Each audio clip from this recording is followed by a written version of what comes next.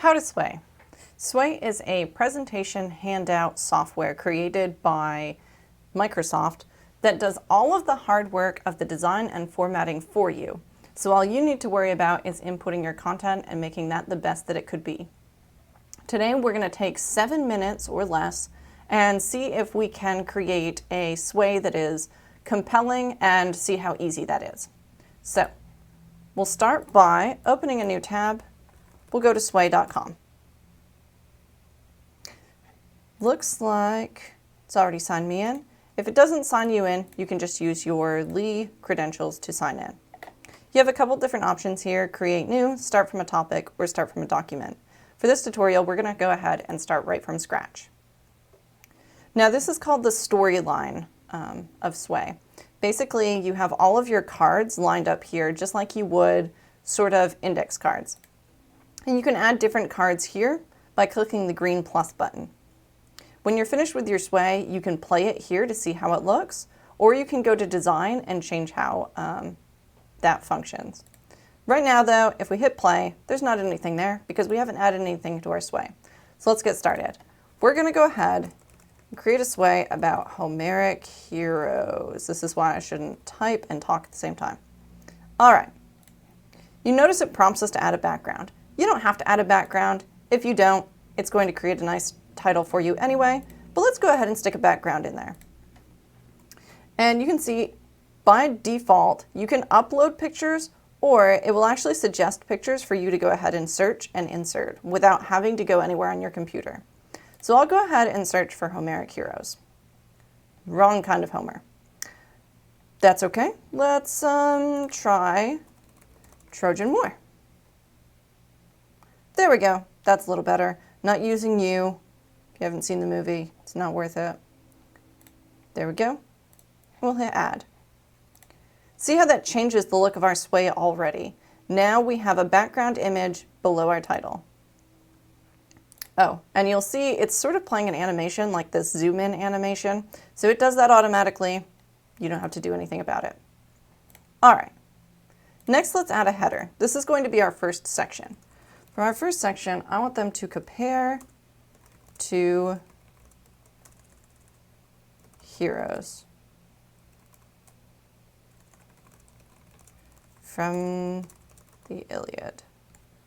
All right. Greek heroes. We'll add a background image because I love background images. Here we go. Add. You can see how that looks here. Beautiful. Now you'll notice that this cropped my image a little more. Nobody can really see what it is. So I'm going to go back here and click on details and then this background image. I have a couple different options for this background image. What I want to do is look at the focus points. So with focus points, you can select the parts of your image that are important, or you can actually select the entire image is important and keep the whole thing. That changes how it will appear on our sway now. We'll give it a second to load. And now you see, they actually have to scroll down the entire way to compare the heroes. So you decide what you want to be important there. I want the focus points to just be maybe this part of him. I don't care so much about his rippling abs. All right. So we've done that. Next thing we want to do is add some content below. What I want them, since I want them to compare these two heroes, I'm actually going to go ahead and put in a comparison. So if I go to group, I can choose different methods of grouping things. I want to choose comparison. Here I can take two images and have them compared side by side.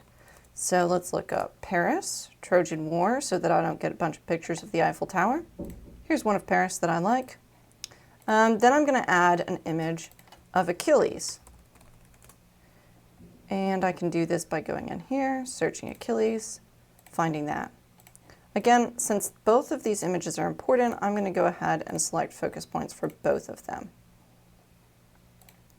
We'll hit play to see how that looks. Give it a moment to refresh. And here's our comparison here. All that does is add a little bit of excitement to this presentation. All right, Now below there, I want to add some text, just basically explaining why I put those pictures in there. One of these heroes gets the girl, the other loses the girl. There we go. So this is basically just asking them to consider, which do you think is a Homeric hero? Moving on to our next section. What makes a Homeric hero? I like to add backgrounds to all of my headings. You don't have to. We'll leave this one off. I just think it makes it look pretty. All right, so now I want to list some attributes of a Homeric hero. Rather than just list them though, I'm going to do something a little more interactive. I'm going to make a stack. A stack basically creates a group of cards that they have to click through to shuffle through the cards.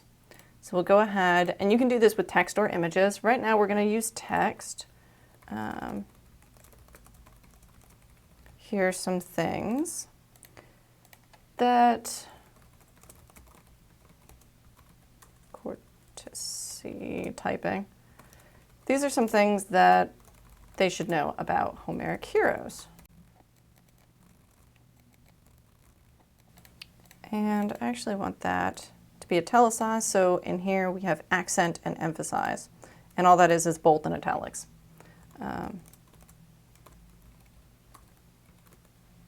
Okay, we'll go back to our sway one more time, just to see how that looks. Here's our comparison image, as well as the text alongside it. And here's our shuffle deck of cards. So you can see they can click through that and see all the different aspects there. One more thing we want to do. I want to have them, oops, I don't want to add to that stack anymore. Let's come down here and do a header. And what is Aristea? Now, for the Aristea, what I want them to do is actually read Diomedes' Aristea from the Iliad. So I have the text here, and I'm going to paste that in. You'll see that when I go to my sway now, here's that big chunk of text. It sort of puts a damper on how fun and interactive and dynamic our section has been up till this point. So I'm going to fix that a little bit. What I want to do is create a background image. So I'm going to go in here, create an image, and let's search for Diomedes. See what we get. Here he is. We'll add that. And then I can choose different emphasis points for this photo. In this case, I want to emphasize this intensely. And I'll show you why. Because if you have a big block of text and then you emphasize, thanks, card just went by. If you have a big block of text and then you emphasize the picture that comes after it, and you play that, as long as it's vertically scrolling, it should, oops, not in this one. It should set it as a background image. It didn't here, which tells me my design needs to be changed. Different designs will trigger different things. So I'm going to go into design, and over here I can choose styles. Now these are all the designs you can have for your sway, and you can choose whether it's viewed vertically, horizontally, or by slide. In this case, I want to keep the vertical aspect, but I want it to do some fun formatting things. So I can remix it and allow it to choose the style that I like or the style that it likes until I find one that I also like, or I can choose a style myself. I kind of like this one. I'll hit play. So here's our Homeric heroes. Our comparison images, our flip-throughs, and that's still not putting that image there. Oh, I know why. I messed it up. I'm pretty sure this image has to come before the text. Let's try that. There we go. And that just makes it a little more compelling to read. So, now that my handout is done, I want to share it with students. So, as soon as I hit play, I have this nifty little share button up here.